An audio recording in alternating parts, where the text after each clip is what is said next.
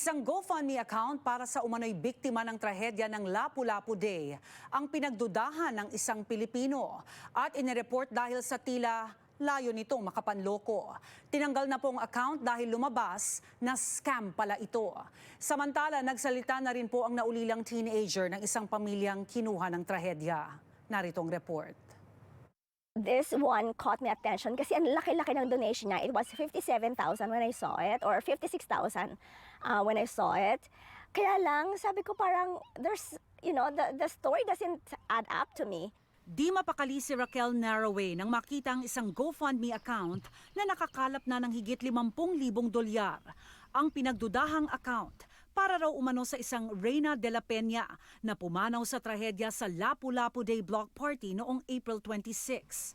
Halos di raw siya makatulog kaya naman nag-imbestiga kung lehitimo ang account. I look at the organizer, I look at the beneficiary, and I was like, this is not, a Filipino name. Tayong Pilipino, alam natin na meron tayong mga friends na isa, dalawa na pwedeng mag-alaga ng mga anak natin eh.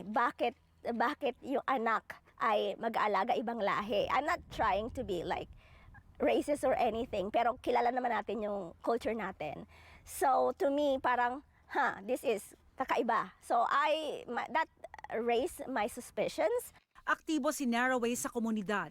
Naisip na pagsamasamahin ang mga lehitimong GoFundMe account para sa mga biktima ng trahedya sa Lapu-Lapu Day. Makatulong man lang aniya sa munting paraan.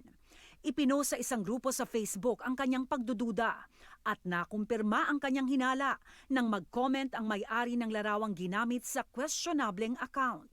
After I posted it, somebody commented na the pictures are actually their families. Like, it's actually owned by their family members.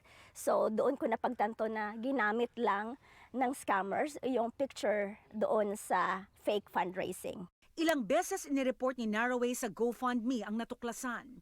Kinulit ito para gawan ng aksyon hanggang i-disable na ang account para matigil ang patuloy na panloloko. Patuloy nang ibinabalik ng GoFundMe ang pera ng mga nag-donate. Sa pahayag na ipinadala ng GoFundMe, isang centralized hub ang ginawa nila para sa lahat ng beripikadong fundraisers na may kaugnayan sa trahedya.